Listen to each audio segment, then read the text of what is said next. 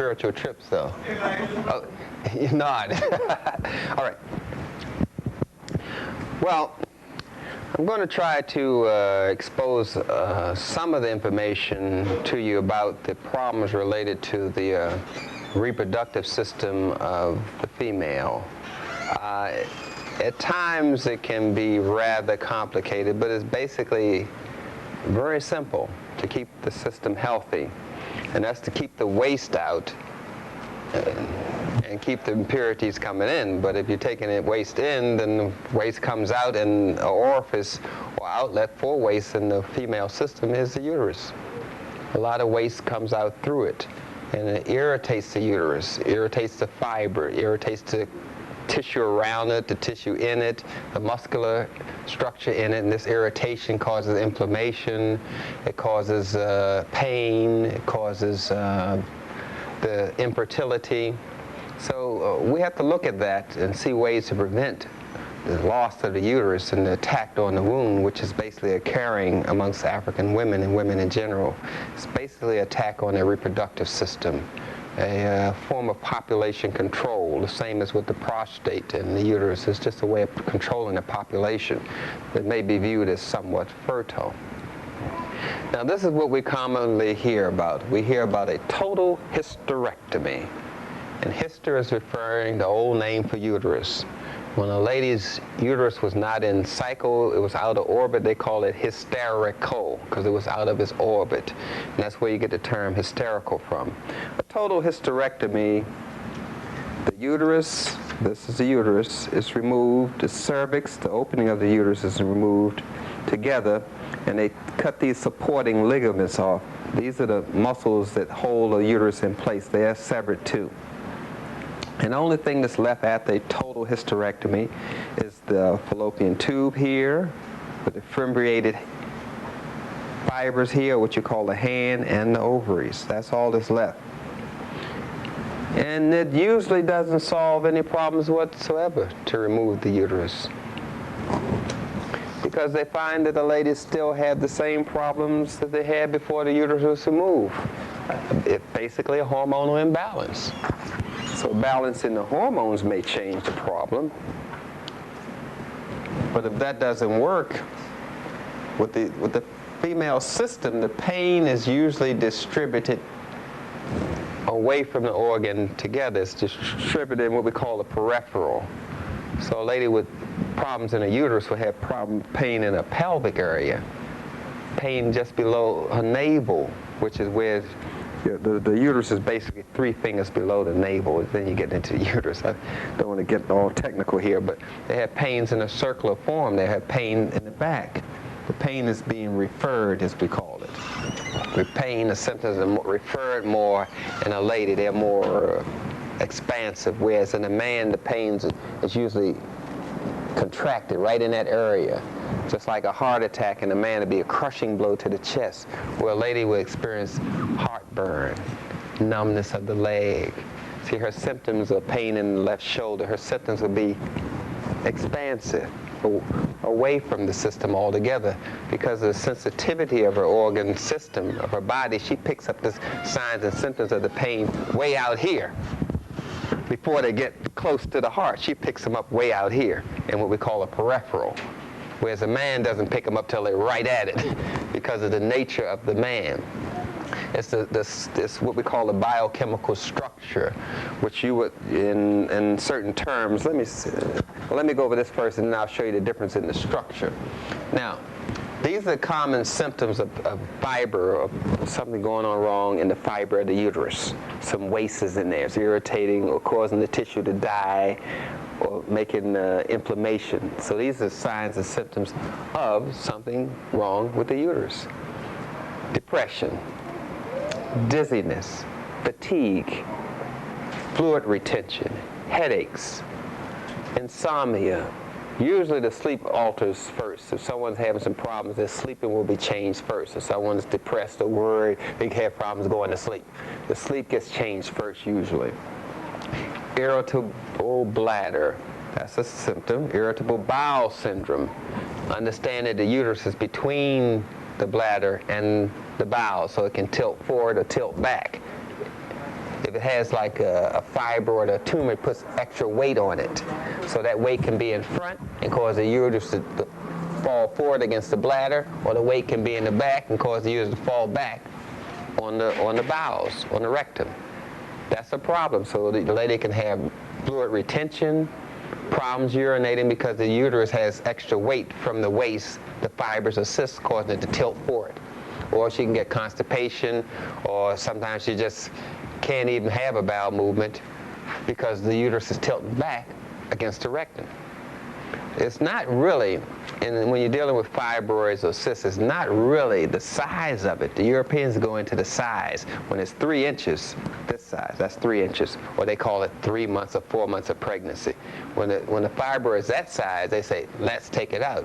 But it's not the size, it's the location. At the location of the cysts and tumors in a position where it shuts the opening of the uterus so that the sperm can't get in, then you're having problems. Or the location of the cyst or tumor is blocking the fallopian tube, so the sperm can't get up to the fallopian tube to fertilize the egg. It's the location of the cyst and tumor more so than the size. But the Europeans go with size, and they use it to kind of force the ladies to have hysterectomies. So you have the irritable bowel syndrome, the muscular jerking. Remember, it's trapped in the fibers, and the fibers trying to contract and expand, and when they're doing that, it doesn't have that fluid flow that it normally has when there's no waste in it, so it gets a jerking kind of contraction there, and that's why you have muscular jerking. And as I said before, the jerking will happen far away from the area, peripheral, before it goes to the area, which she picks up the symptoms, the jerking action in muscles further away because of what we call the chain effect, the domino effect. Poor memory, premenstrual syndrome, which is a collection of diseases that the Europeans call a syndrome. Restless leg syndrome, that's the nervous system. You find it a lot in children that have hyperactivity. Their nervous system is irritated or damaged or some kind of way chemically compromised, so they can't carry a full message, nerve load. So the nervous system can't carry a full nerve load, so you get this restless leg syndrome, crossing the leg, always wiggling the leg, all the things that you see when someone has restless leg syndrome. You'll see a lot of men and women that cross their leg and they just seem to wiggle their foot endlessly. I'm looking at a disease and you're looking at the sociability here.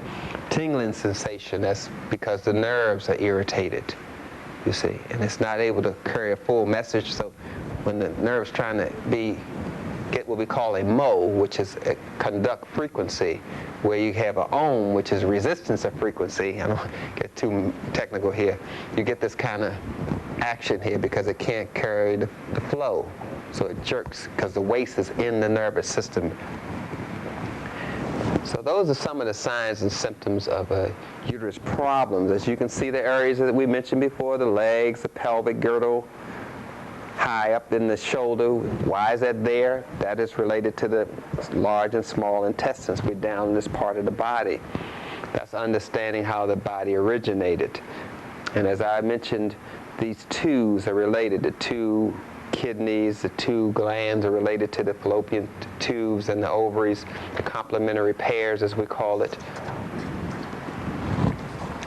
Now then, all this kind of understanding was given to us long ago in ancient books that are 3,000-4,000 years old. It's not very difficult. It was written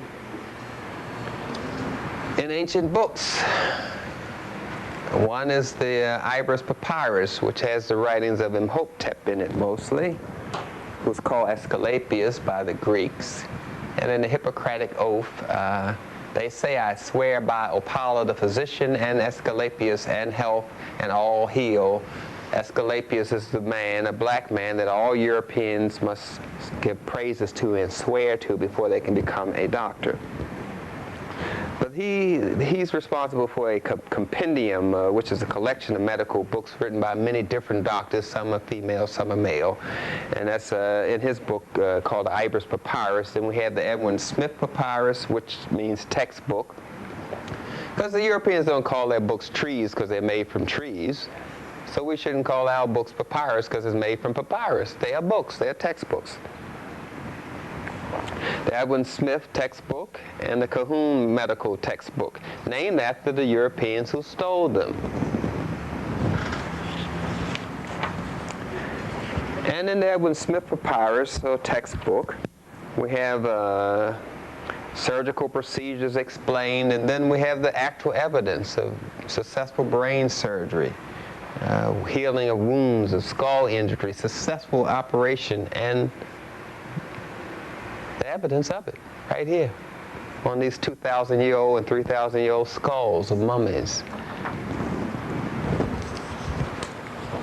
When you're dealing with this system, the female reproductive system, whatever we try to do, we have to trigger the melanin. Without the melanin's participation in the healing process, there is no process. So with all remedies, we have to use some herb to stimulate the melanin production.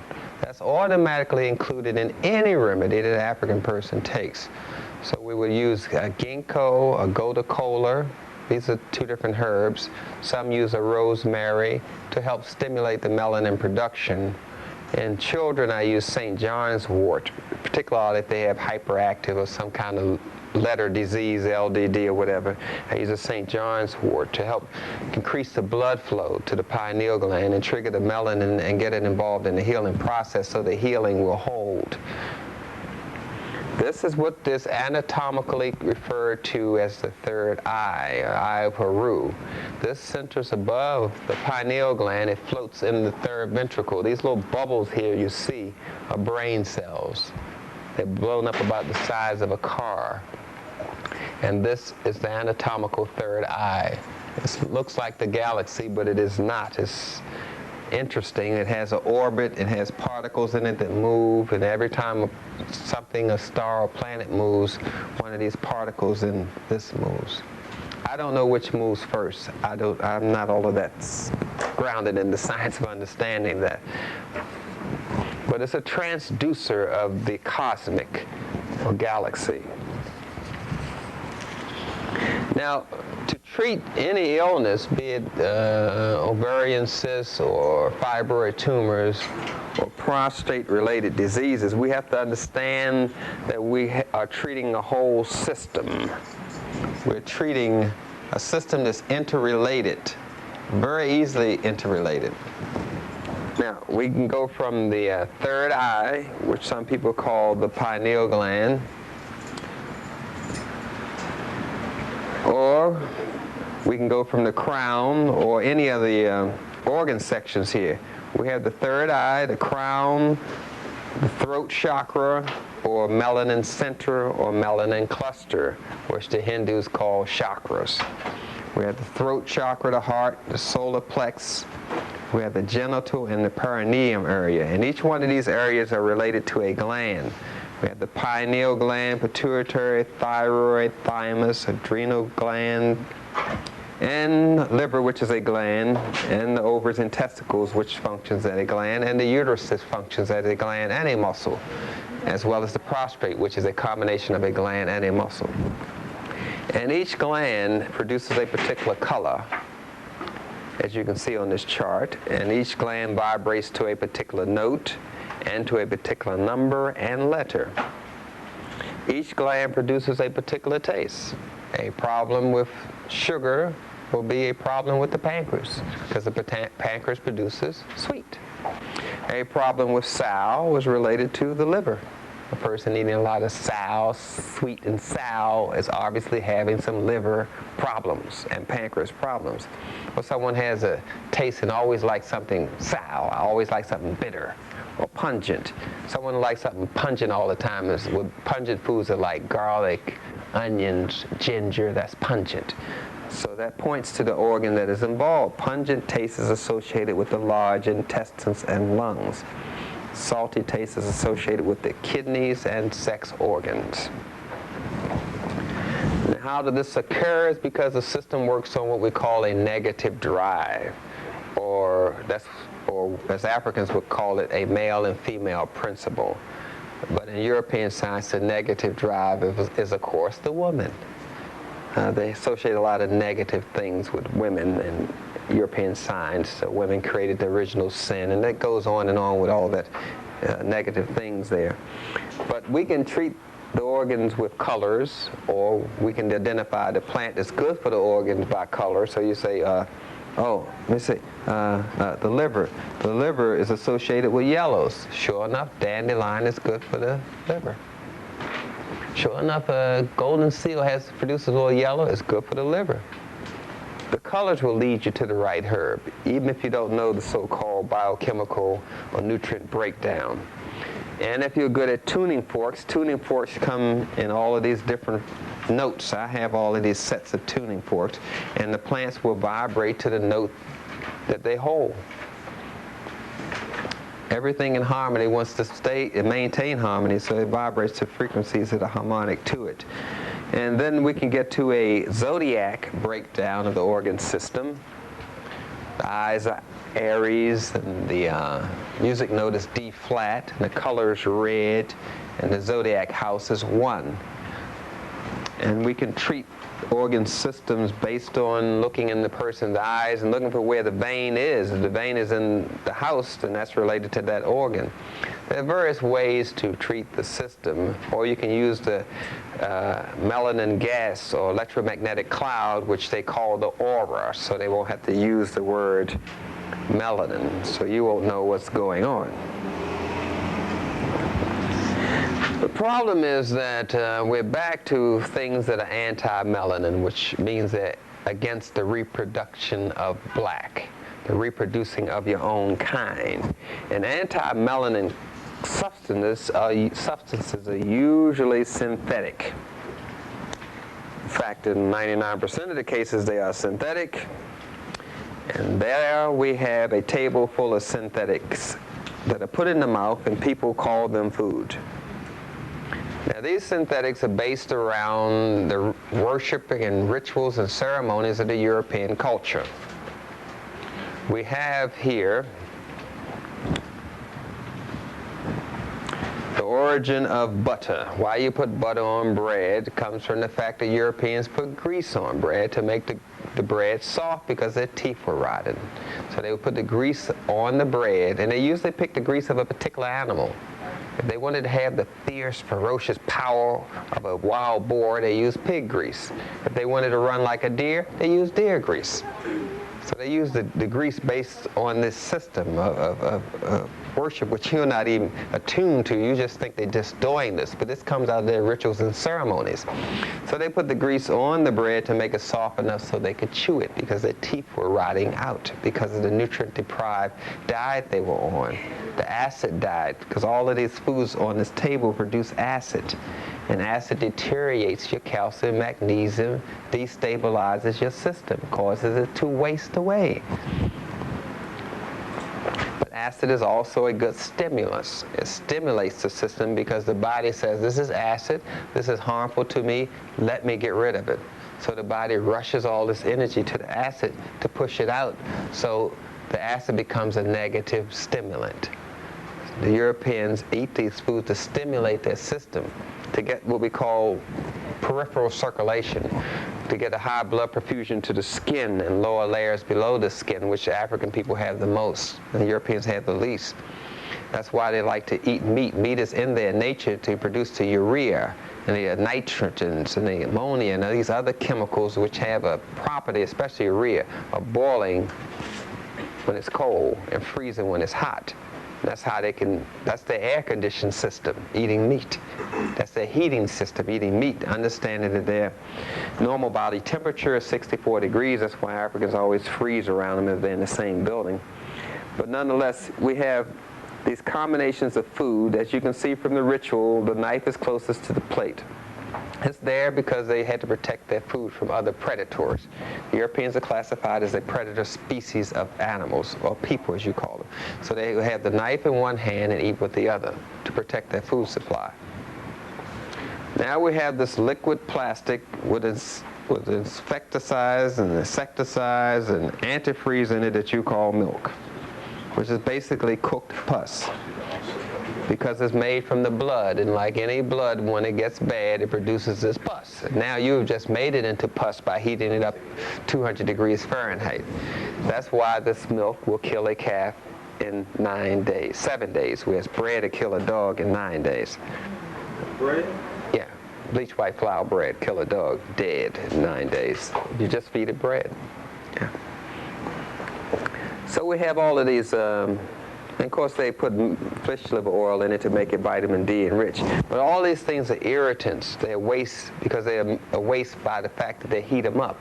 Your body would take the mother's milk from the mother, which is at the temperature of the mother's body, and put it into the child's body, which maintains, so it's not cooked. So the child is used to eating raw milk. But once you heat it up beyond the temperature of the mother's body, it's synthetic.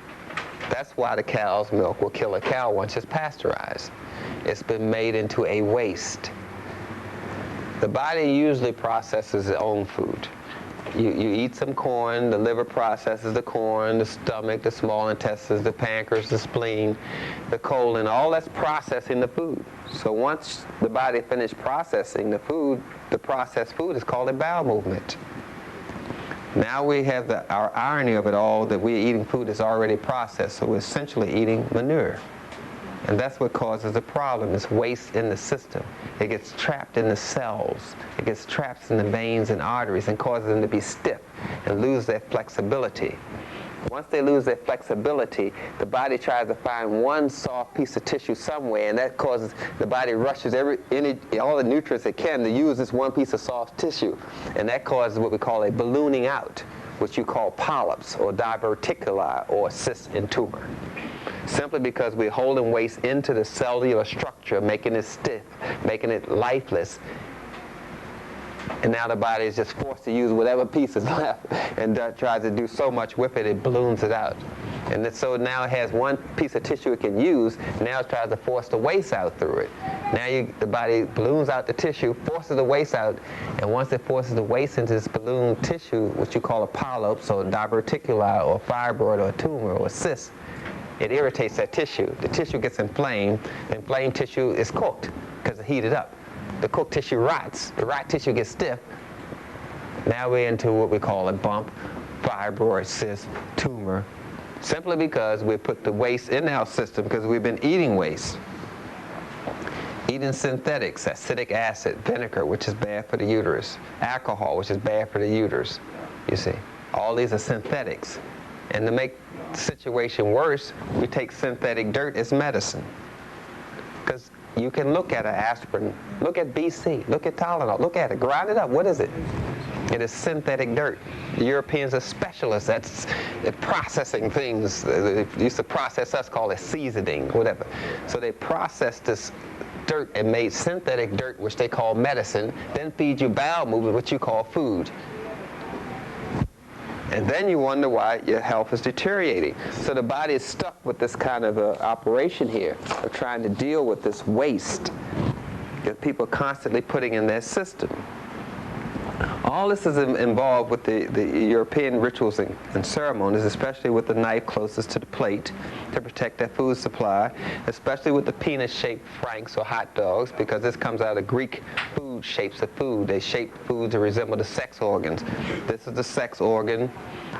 Being Christian with an evil spirit, which you call a fork, which is the devil's fork, you're not reading the sexual symbolism and the satanic worshiping here on this plate because you don't know European culture, rituals and ceremonies. You just think white people, but you have to study their rituals and ceremonies just like they study ours. So I just studied them, and I know the whole ritual going here. This is coming out of the Macedonian homosexual cult. It's quite simple. It's play on the paper. Nonetheless, this flowers here, they used to give flowers the shape of the testicles. They call them orchids. So when the Europeans go on a date, they give the woman balls.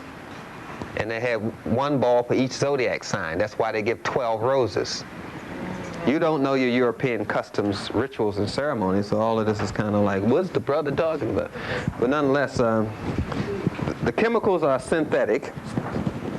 They clog up the system, and they cause addiction. all drugs are addicting. People are addicted to Coca-Cola. You got to detox them off of it. People are addicted to McDonald's burgers because of the hormones in them. People have sex hormone addiction, which causes the external organs and tissue to grow faster than the internal organs, which causes them to crenate. People addicted to sex hormones, like little girls will have breasts at 9. You see, now we're causing the muscles and the bones to grow at a faster rate than the internal organs, which cause the internal organs to crenate because so much demand is made on them. This is what you call speeding up the aging process of the cells. And when you speed up the aging process of the cells that fast, the insides are like of a 20-year-old person is like 40. That's how you get into these children that drop dead in the cradle, which you call sudden infant crib death. That is death from aging. The child is so old inside that it dropped dead. The diet that the child is fed is too rich for it. It's drinking milk, it's eating food. It doesn't have the enzymes to break down meat until it's over 8 years of age. It doesn't have sucrase, which is the enzyme used to break down sucrose, because humans don't make that enzyme, and you're feeding it white sugar, which becomes an irritant. Aside from the fact it's made out of pork, which is another subject. Nonetheless, the end result of eating all these toxins is that the people end up in the hospital, cannot breathe on their own because they have so much waste in their lungs, and they're given the same diet that put them there in the first place. There it is, the IV, sugar and water. Now, the chemicals get trapped in the body, and the body tries to move them out. But all synthetic chemicals, according to Eli Lilly of Lilly Pharmaceutical Cartel, the drug pushers, the legal ones, the chemicals get into the system and block the nerve receptor sites and deteriorate the body's ability to feel good about itself, to feel good about yourself, to feel good about someone that looks like yourself. In other words, feel good about being black and feel good about other people that are black. So you begin to get into a chemically induced form of self-hatred, because the nerve receptor sites are blocked. Now, because of the deterioration of the reproductive system, the amniotic fluid that the child floats in is so toxic and acidic, aside from that it causes the baby to be in an unhealthy condition when it's carried in the womb. Because of the toxic, infested junk food diet of the African man, the sperm is now deteriorated and crippled with waste, and it's very acid. Then you have conception, which produces a child, and the child is born with a birth defect or deformed. Now we have early abortions or partial abortions of children who are so what they call deformed, or just shouldn't live as they decide. They just decide this already by taking these little x-ray pictures, which cause cancer. All mammograms cause cancer, remember that. All x-rays cause cancer. All sonograms cause cancer. All Dopplers cause cancer. This is all in the Government Accounting Office publication. I wrote the number in my book, Nutricide, for those who want to order it. It's free, and they'll list all the medical procedures that cause cancer. In other words, cause tumors, fibroids that destroy the black woman's womb. So we have what we call partial abortions, where they can abort the child up to 7th, 8th, or 9th month. The issue is, if you want to murder a child in that stage of in that trimester, you have to leave the head in the womb, and then you can call it abortion. So what they do is they leave the baby in, grab it by some forceps, which they call pliers. A layman would call them pliers. The medical people call their pliers forceps. So they grab the child with these forceps and yank the child out. Now, the forceps were devised in European rituals and ceremonies because they thought the woman was evil, and the man didn't want to put his hand on her vagina. But we know that he did something to get the child there, but in this ritual, they don't want to touch the vagina. So they take these pliers, clamp the child, and pull the child out of the womb. Then they get the head right to the opening of the uterus, which some people call the R, some people call the cervix. Then they push the scissors, push it into the back of the skull, puncture into the skull, then open up the scissors, which makes a hole. Then they stick a little hose inside of the skull, which is like a hose, like a tube, and it sucks the brain out, and then the skull collapses, and then they pull the baby out. This is called a partial abortion, or late-term abortion. And then they sell the parts, because they use fetus to make vaccination and inoculation shots, and they also use the organs, tissue for transplants, because African children's skin is the most flexible and it can mate with other tissue more easily than any other race, so they sell a lot of these parts. So what we're trying to do is correct a condition here. Let me show you a healthy uterus.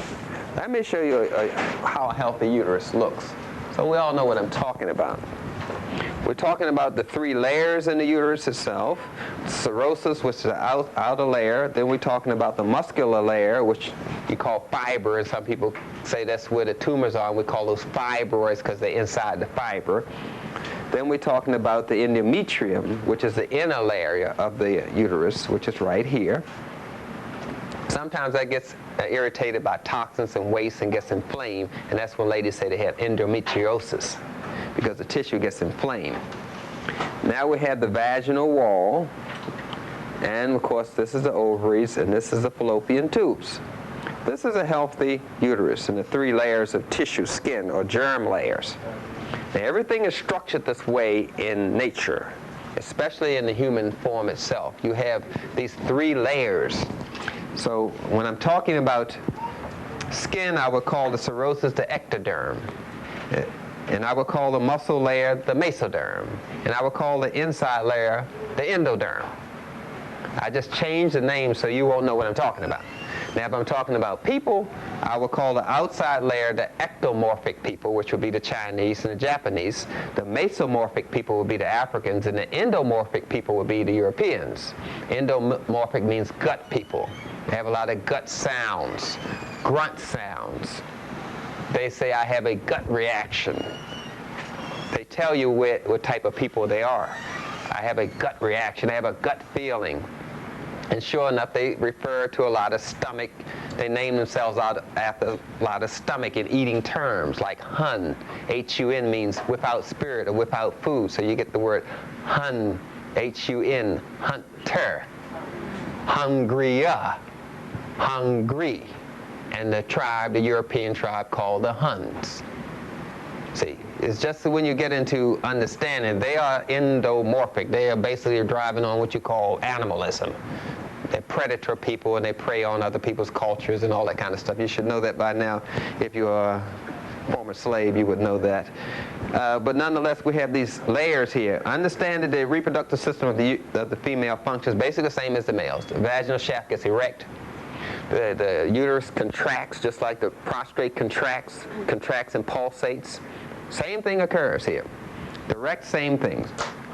And when the vaginal shaft gets erect, the uterus tilts forward, slides down the shaft, and makes a cup that collects the sperm so it can go inside of the uterus. It's a process. The vaginal muscles, vagina muscles, start contracting and pulsating. And when they start contracting and pulsating, they start making colors. They start making notes, because anything that's pulsating is a frequency. It's an electromagnetic force. It creates a frequency, and frequencies can be measured, and you call those notes. You call it music. Like you tune pianos and all instruments based on the vibratory force of the pineal gland, 1440. You tune all instruments based on A, because that's the vibratory force of the pineal gland, 440. Everything is centered around this melanin issue here, and the pineal is where the melanin is made. So nonetheless, the vagina starts pulsating, making colors, and the penis shaft is in the vagina, and the pulsation goes up the shaft of the penis and starts pulsating back to the prostrate, which tunes the prostrate, puts the prostate on the same frequency of the uterus, which puts the sperm more in harmony with the egg. All this is like a dance, a symphonic dance. We get into the uterus, the fallopian tubes doing a dance, which they call the fertility dance, how the uterus moves around and about, and the Europeans call that a fertility dance, or or distort that fertility dance and say it's the hoochie coochie, or the belly dance, which is called the fanning of the flame, the creating of the flame, which is life, from your solar center, where your umbilical cord is attached to your mother's solar center, attached to your solar center, and that's why all African things are based on the solar system. The metric system is a solar-based measurement. The calendar is a solar-based. Everything comes from the solar system. Metra means solar. You attach to the solar system of your mother. You're carried in the solar center of your mother. You follow me? So we get into this whole measurement and calculation based around solar cycles. But when you're into European culture, you're into lunar cycles, moon cycles. Oh, the moonlight's so pretty. Isn't it romantic? Everything is the moon, honeymoon. That's a lunar cycle. We're into a solar cycle. So we got to start getting on the right station to understand our reproductive system. Now that's a healthy uterus and fallopian tubes. Now this is one that has all types of fibroids in it. So you can see it. All types. I have all the types there. I have the pedunculated submucosal fibroid.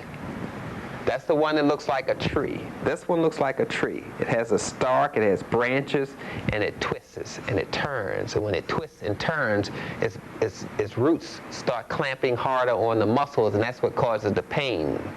When these fibroids start moving on their own, they get the nourishment, and when the blood comes through in the pulse, like that. Blood is pulsed through your body. You call it your pulse. That's how it's doing. It's going like that. And it starts pulsing in the tree of the fibroid, and the fibroid starts moving. And when it starts moving, it starts pain in the fiber of the uterus. And that's how you get this pains in the uterus from the pedunculated tumors. Remember, you have this waste. It irritates the fiber. Once the fiber gets irritated, it gets inflamed. Once it gets inflamed, it heats up. Once it heats up, it cooks the flesh. Once it cooks the flesh dies. Once it dies, it creates pus. The body says, I got this dead flesh, I got this pus, let me surround it so it won't contaminate the rest of me. And that's when you get the shell. That's when you get the fibroid, the cyst encased in there. Tissue grows around it, protected. Now, when it grows around it to protect it, it also traps veins in there. Now the veins can't get a clear flow of blood in and out, so the veins start ballooning, and so they burst. And that's what we call chocolate. When we used to open them up in the operating room, that you cut them open and it just be brown blood coming out. We called it chocolate then. When I used to do that sort of thing, I was in traditional medicine. Then we have subserous fibroid with fibers into the myometrium. These are the fibers itself. It grows like a tree, and the fibers grow into the fibers of the uterus and the mesoderm. It grows right in there and starts strangling the blood supply to the very section of the uterus, and that section dies. So what we're trying to do is understand that this condition can be corrected by correcting the diet, going back to eating foods in their natural state to keep you in your natural state, going back to using real medicine, herbs, not that synthetic dirt which the Europeans peddle as medicine, the Tylenol, which decreases the blood supply to the pelvic girdle and to the uterus. Aspirin does the same thing. Sedatives cause cysts and tumors. All those neuroleptics cause nerve damage, which stops the correct response between the brain and the body. Neuroleptics, tranquilizers, sedatives. You've heard of them before, Prozac, things of that sort we use today. But nonetheless, we have the firm, hard, calcified fibroid. That's there. And so it's not able to maintain temperature. So it's colder than the rest of the temperature, the rest of the uterus. Now, because it's colder, the uterus doesn't have the right temperature in that area to get the proper blood flow, because the coldness slows down the blood in that area. And that causes tissue to die. So what we're going to do is increase the blood supply to the uterus. Increase it with nourishment, with healthy things. Let me just go over one more example here. I just don't want you to lose track of what I'm talking here. I'm talking about the uterus and the vagina. I was talking about the area here, the muscles that contract and vibrate. Move us up something for you. the muscles that contract here and vibrate. Sometimes the bacteria, fungus, and yeast that live in the uterus and live in the eyes and live all over the body, because you can't function without bacteria and yeast, as you call it, and fungus. This population gets out of control. Sometimes if you feed it too much dead things like white sugar, bleached white flour, then what grows on dead things? Mushrooms, fungus. So the fungus starts growing on this dead stuff. And that fungus-like infection is called a yeast infection. So now you have to get off all the white sugar, all the bleached white flour, because remember, they were on food anyway. They're processed bowel movements, synthetics. So you have to come off all that synthetic food because you're going to feed the yeast infection. Now you come off the white sugar, the bleached white flour, and walking around and say, what can I eat? I don't have nothing to eat. You can't eat any fermented food, acidic acid, vinegar, any alcohol, any wine, or any beer. They're not food anyway. So now you're stuck with eating food and walk around and say, what can I eat? You can eat food, because those things I talked about are synthetics. We have these broad ligaments here. We have the uterus here. Understand that orgasm is not just a sensation derived from the stimulation of the labia minora, labia majora, and clitoris. Orgasm in women occur with the rocking motion of the uterus and of these ligaments, of the pelvic girdle itself. It gets into a rocking motion. And this rocking motion stimulates what we call an orgasm. But the Europeans cut all that out and give you what is called a hysterectomy. It's a money-making thing here. Now I'm going to move on and go to some of the things that are used to treat various conditions of the uterus. The endometriosis, as I mentioned, is treated with burdock and saw palmetto, which is good for the fallopian tubes, by the way, and feverfew, which is used to reduce the temperature. So I'm dropping the temperature of the uterus, which is where you get this endometriosis and itis. All itis means inflammation, tonsillitis, appendicitis, all that means inflammation. So I'm dropping the temperature of the uterus so the nutrients can get in. The white willow is primarily used for pain. That's under endometriosis where I'm at. I'm down to white willow. Comfrey is a herb that has what they call allotonine in it, which is good for healing. So I'm using comfrey. I'm using ginseng. They like Siberian ginseng, but all ginseng basically will do just the same. It stabilizes the energy level. And there you have mullein under ginseng, which is good for mucosal membrane, mucous membrane tissue. Helps keep it nourished. Remember, the things that attack the mucous membrane attaches to mucosal tissue all over. That's why antihistamines, cough suppressants, all stop the correct flow of nutrients in and out of the uterus, because it stops the suppresses fluids in the uterus. It says it's a cough suppressant. It suppresses mucus flow in the uterus. Now the uterus can't secrete waste out because you suppress it with a cough suppressant, anti-deodorant, whatever you call those things. All those things stop the fluid all over the body, brain, eyes, everywhere. So the person has to come off of those kind of things, the synthetic deodorant, the antiperspirants, the deodorized soap, all these things that keep waste in when your body's trying to throw waste out. That's why we're using the mullein, because that works on the mucosal membrane tissue and helps it to get back its vitality to nourish the system. And primrose primarily is used for what people call the PMS and pain, but actually it stimulates the pineal gland. It's good for the pineal gland, which has to be in the process or the treatment wouldn't hold. If you don't use primrose, then use any herb such as ginkgo or gotu-kola or rosemary or St. John's wort that helps increase the blood supply to the pineal gland and cause the treatment regimen that you're taking to hold. Then we have dung quoit, which is in the angelica family, and red raspberry leaves, which is all-around herb used for women's disorders. It's also good for the prostrate. It's also good for children. It's also good for colds in children. These herbs are not just limited to what I'm saying. They cover a broad spectrum. But red raspberry leaves are used primarily as the all-in-all herb for the female system. It helps lessen the pain of birth. It helps strengthen the uterus. It helps with the milk.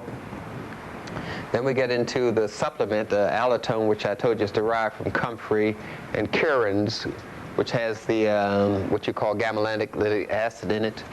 Curins, which is a type of a raisin. And all grapes, especially red grapes, are good for stimulating the pineal gland.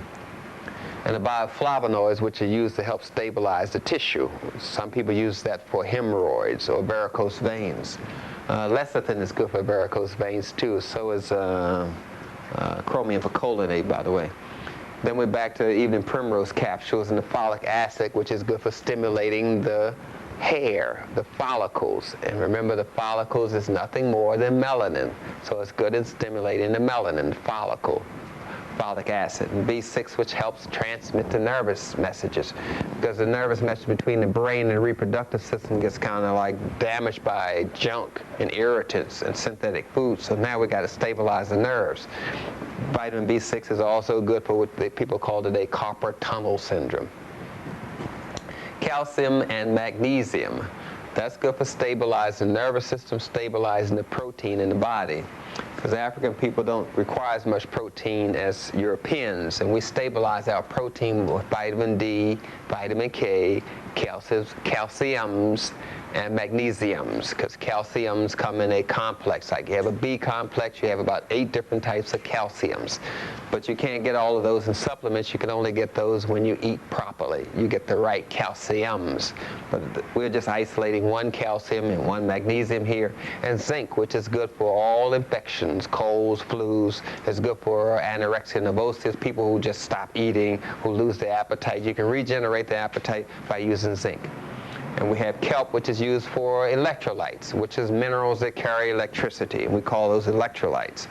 And they sell a cheap form of electrolytes today. We call it a sodium chloride. They put that in Gatorade and say, you got electrolytes. And then phenylalanine, which is good for suppressing the appetite, is also good for depression. It's also used with hyperactive children as well. And melatonin, which today is used to help stimulate and enhance the melatonin in your body, and it's used for sleeping. And liquid melatonin is sometimes used with hyperactive children. You have to give them a little bit in the morning, a little bit in the evening to keep them off the Ritalin. And organic iron. The problem with taking synthetic iron is that it's constipated. It's constipating and it constipates. It is in a form that the body cannot use. The minerals have to be wrapped inside of a live tissue of a plant. All minerals are inorganic and the body cannot digest them. So the body can only use the minerals when they're in a colloidal form, as the Europeans call it today, when they're wrapped around a plant or inside of a plant. Chelated, as they say sometimes, meaning that chelate means claw, meaning that it's a plant wrapped around it. The inorganic mineral, which we call enzymes. Enzymes are hormones, hormones are vitamins. They're all the same. It's just when the activity goes this way, we call it enzyme. When the activity goes that way, we call it a hormone. When it goes this way, we call it a vitamin. So a lot of times you get confused in all of these things.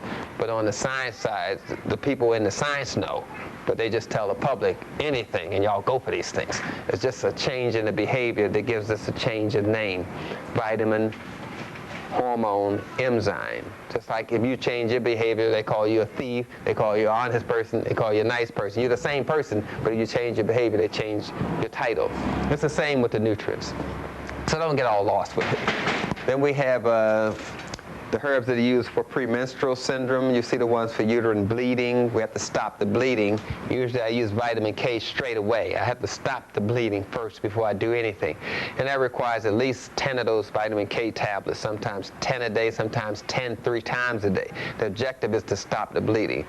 I rely a lot on vitamin K and comfrey for that. Comfrey is the herb with the allantoin in it, as I mentioned before, that's used to stop the bleeding. And then you can see the herbs that are used for premenstrual syndrome and menstruation to increase it or decrease it. Some ladies like to bring on cellular hemorrhaging because they were taught that menstruation is necessary. Menstruation is a loss between 3 and 5 tablespoons of blood, between 4 and 6 tablespoons of blood in Europeans.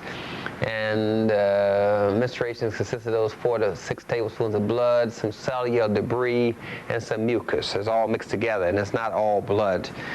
Usually bright red blood is an indication of carbohydrates. Dark red blood is usually indicating fats and protein. Blood with a smell is usually protein. So you can tell by the color of the blood what is going on in the system, whether it's from the pancreas and spleen, or whether it's from the liver, or which organ is involved in this disease process.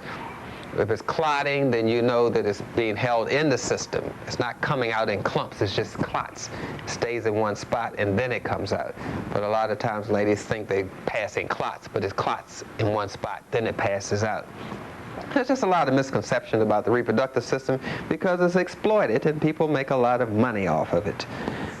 Hysterectomies, PMS, aspirin, Tylenol, Midol. It's a lot of money to be made off the system. Tampons cause tumors and cysts. And I have the remedies that are commonly used for these illnesses. There's a yeast-like fungus. It's called Candidus albicans. Let me move this over some so you can see it. Those are standard herbs used for that. Portiaco is the main one that's used today for that. It will get rid of the Candidus yeast infection, as it's called, which is actually a fungus infection. Fungus is an indication, of course, of using antibiotics or using a lot of processed carbohydrates. So that's white sugar, bleached white flour. Fungus is also an indication of being hypersex, so just focusing on a lot of sex. That's why you find a lot of fungus infections in men, like athlete's foot or jock itch, or jock rot, as they call it. A fungus infection. Now I'm going to move down to the one that involves tumors, since that's the one that's the crisis in the black community with African women. Fibroid tumors.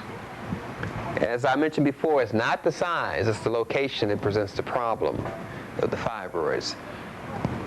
I usually use a combination of these herbs here: sheep sorrel, burdock, dandelion, red clover, saw palmetto, echinacea, golden seal, chickweed, and I use St. John's wort for the depression that diseases cause. People get very burnt out from concentrating on the disease process. It's very draining to concentrate on the disease. It's very draining to even talk about it. You're just simply talking about your illness can just give birth to those emotions and feelings, and those emotions and feelings can burn you out, drain you of energy. So I use the St. John's wort just to nourish the nervous system. And I use these herbs, actually all of them in combination, not just one, all of them. That's when I'm being very aggressive with the treatment. All of them are used in equal parts, and I add usually a female herb of some sort with that formula to increase the blood supply to the pelvic girdle. That would be a red raspberry or chaste tree berries. I lean more toward chaste tree berries because it's a berry from an African tree, the chaste tree. But I usually use a female herb in combination with all the herbs here to help focus the blood supply to the pelvic girdle. And these supplements are used, zinc in particular, because it has a healing quality, and lecithin and garlic and coenzyme Q10. Vitamin A, which is good for infections, ear infections and all types of infections, along with zinc. And I use also lysine, which is amino acid that's used for infections and herpes and all sorts of kind of diseases of that sort. But the main purpose is to reestablish the healthy environment for the tissue. And that requires changing the diet. I'll show you the herbs that are used for menopause: blessed thistle, false unicorn, squabine. Squaw is the European word for pussy, and they call African women by this name. It's a very degrading name to call African woman. African native, which we call the Coyotes and the Jamasees. These are Africans that came over before Columbus, who taught the Native Americans all this dressing and music in the high-rise apartment buildings and the pyramids. These are Africans that came over. So I was saying Africans to be historically correct, but we associate them as Native Americans. They're called Tar Heels, Brass Ankles, Blackfoots. Those are Africans who lived here in America before Columbus, long before the Native Americans, who you call Indians, and taught them a lot of things. The dancing, the drum rhythms, and all these things that we associate with Native Americans are actually African. Just like you associate the Moors who brought this music into Spain that you call Latin. That's African music. The Moors brought it in. But a lot of our things are just taken away from us. Now I'm going back to claim them so we know what we're about and have more strength. So this is a negative term, the squalene, for Native American women. But we still use it because the Europeans control the herb market. Merck controls the vitamin C market. The Japanese control the amino acid market. Squalene, the dongquois, the black cohosh, the red raspberry, and the chaste tree berries is used for menopause. And all those herbs, same herbs I mentioned before, used for hot flashes. But once we reconstitute the system and get it back on a healthy level, then we don't have to worry about this anymore. We get away from eating the synthetic foods, the processed foods, the waste. Because this waste gets in the muscles lose their flexibility, and then we get into a condition known as a prolapsed uterus. That's when the uterus no longer has enough strength in the muscles that suspend it, hold it in place. We have two in the front that attach to the pubic symphysis bone, two that attach in the back to your spinal column, as you call it, the vertebrae, and we have the two on the side that keep the uterus in position, because the uterus has an orbit, it moves about. But when these muscles get full of waste, they can't move like they should, and the uterus starts slipping down. This was a condition during slavery, just as ulcers and stress-related diseases occurred during slavery as well, which we think all of these things are rather new. Eventually, the uterus falls right out of the vagina because of the waste, due to the diet or the waste that is injected to it by the acid waste in the man's sperm from eating junk food, alcohol, acetic acid, and all sorts of things that are not food. Sometimes you get in-between bleeding, mid-period bleeding.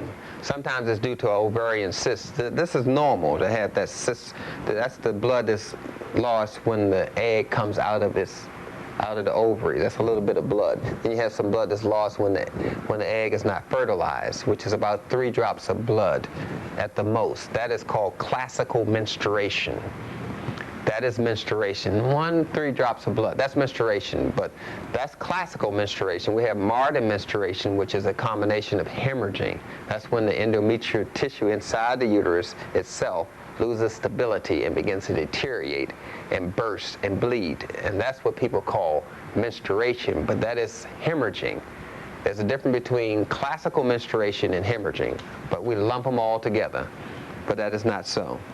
Once the diet is changed, then the menstruation or bleeding part of the cycle decreases. A young lady who is bleeding, say menstruating as you call it, between 5 and 7 days is heading toward a cyst or tumor, guaranteed. Especially when they're 12 and 13 and 14 with a period that long, they're heading toward cysts and tumors. If the lady has this cramps and all these signs and symptoms going on that I showed you earlier, where the pain is referring in the pelvic girdle, referring up to the muscles in the neck, which are related to the lower system, the reproductive system. You get pain in the other areas of the body related to the reproductive system. Getting all this referred pain at 13 and 14 and 15, that's the signs and symptoms of a cyst or tumor on its way. The diet alone can indicate that. Red meat especially, dairy products, alcohol. On that kind of diet, Eating junk food, hitting into a fibroid tumor or cyst. That's why close to 70% of African women have fibroids. It's not a diet for us. We're eating out of our nature into someone else's nature, and we pay the cost of it. That's why 50% of African men have prostate disease. You've heard of them: Sidney Poitier, Minister Farrakhan, Barry, and it goes on and on. Mayor Barry of Washington, D.C. It's an endless list. And you wonder what's going on. It's because we're eating out of our nature. We have to go back to eating in nature, with nature, natural foods, raw foods, steamed fruits, vegetables. And then we won't have these kind of illnesses going on. I just want to show you a picture of the herbs in how they look. Excuse me. This is how medicine looks.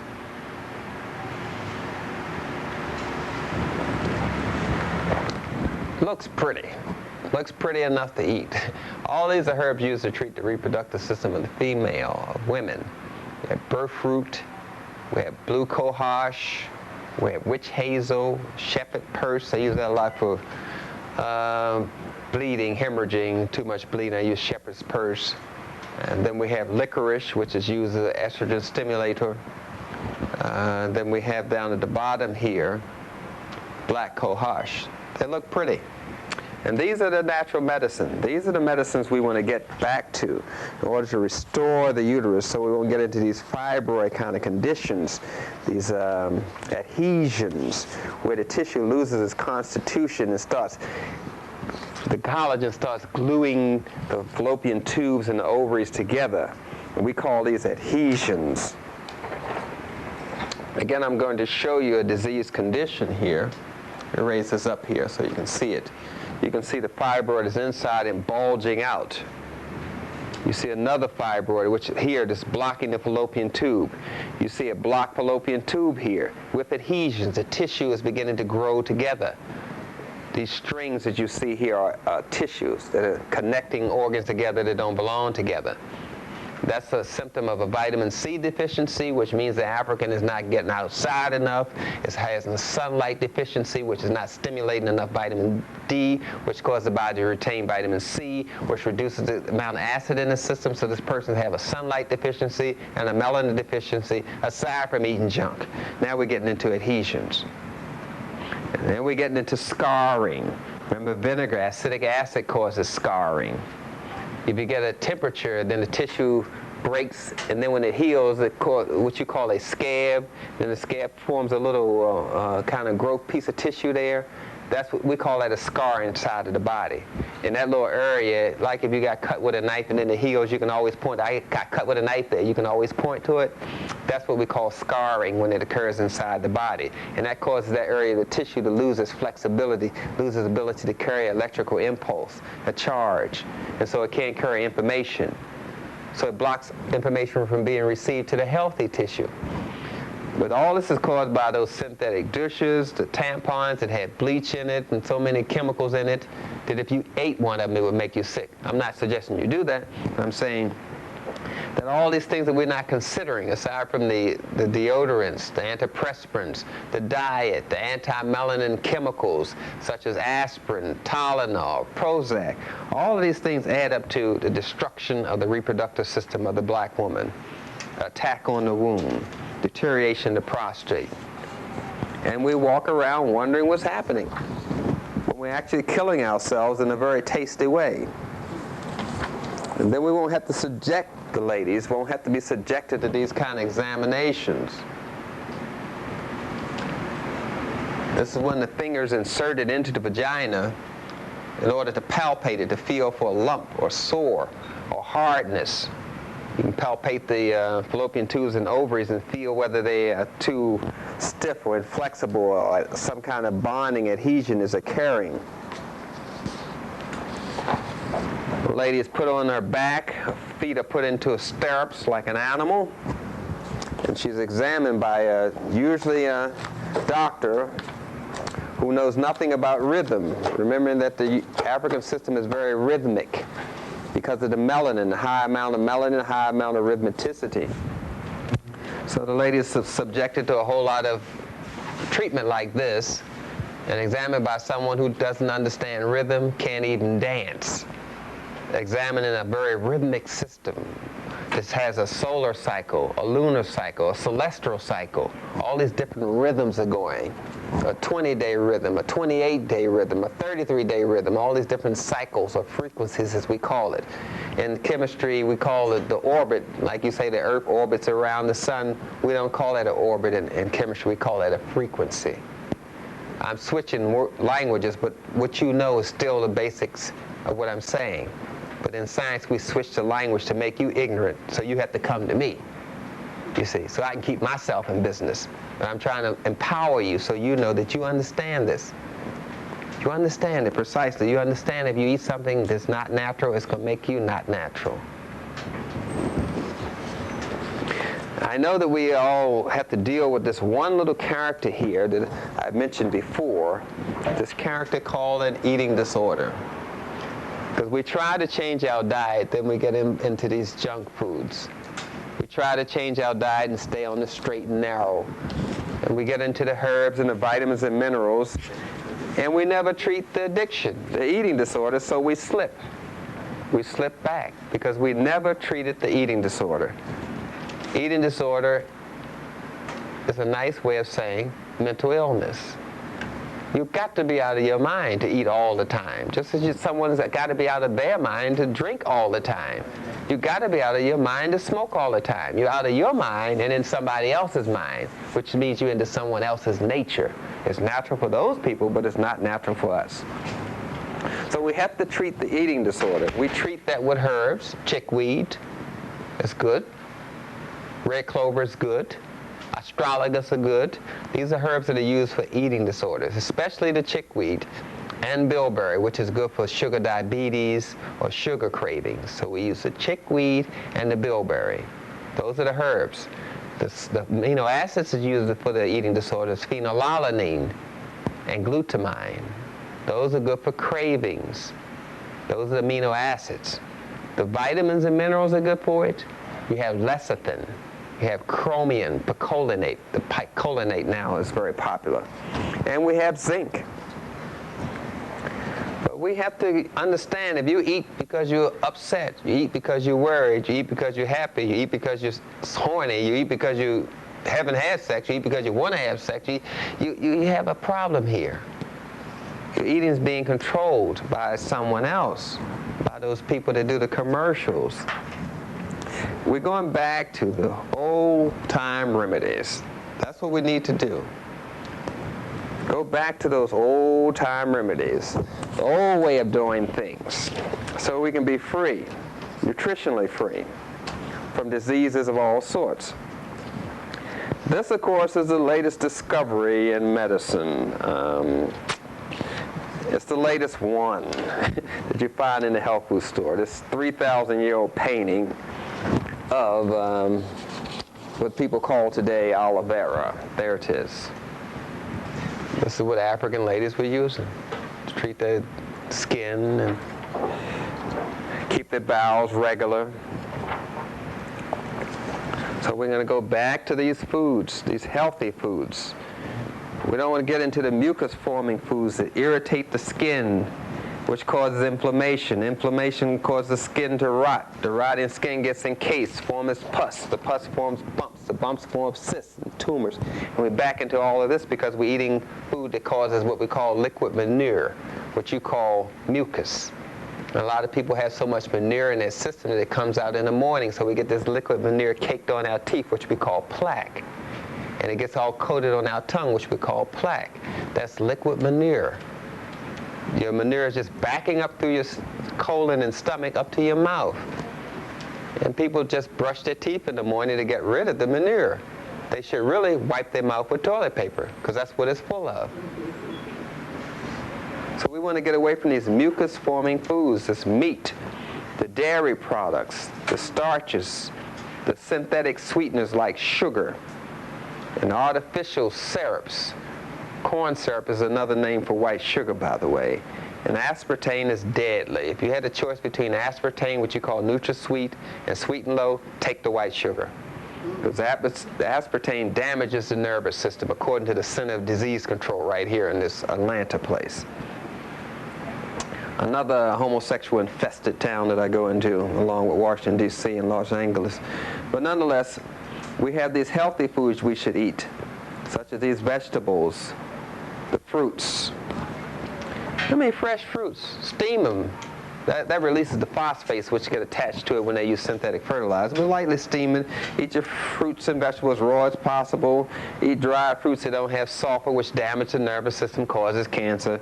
You want to get away from that. You want to eat melons, sea vegetables because of the electrolytes, natural grains, especially spelt, S-P-E-L-T, and the kamut, and marathon, and all these natural foods. We want to get back to the way we should be. Understand, if you're going to buy water, buy distilled water. Your body only uses distilled water. Your body does not use mineral water. It does not use spring water. Your body distills all water before it uses it. So buy distilled water. Take the burden off your system. But this is what we want to get back to. We want to get back to nature. So we won't be confronted with fibroid tumors and cysts and all this referred pain anymore, which causes a lot of damage to relationships. Because the lady's worried about her fibroids, the brother's worried about whether he's going to have sex, the lady's worried about the pain from sex, the brother's having too much sex anyway. Now he knows his system is degenerating because the angle of his erection is pointing down to the ground, which indicates that the reproductive system of the male is degenerating. And each person is degenerating, but no one is taking action. The action to take is to change the diet. The herbs can help you get to a change, but the herbs are not the change. The vitamins will not save you. The herbs will not save you. It's the diet. We change the diet. We change the whole harmony in our system so it vibrates more with nature. And nature is the strongest force. Nature is the European word for God. God is the strongest force. We got to get back to that, the godliness in us and the godliness in the plants. And that's the way to get rid of the fibroids, going back to nature and using those herbs when you need them. Remember the burdock and the dandelion root and the echinacea, the saw palmetto, and the red raspberry and the chaste tree berries. Those kind of herbs can resurrect your health, free your fibroids, and the worry-nation of it, as the old folks would say, of having the disease. I hope I exposed some information to you about fibroids and how to remedy it. I thank you very much. Okay, Amelia, I'm getting out of here. Oh, thank you. I came here to tape these lectures. I wasn't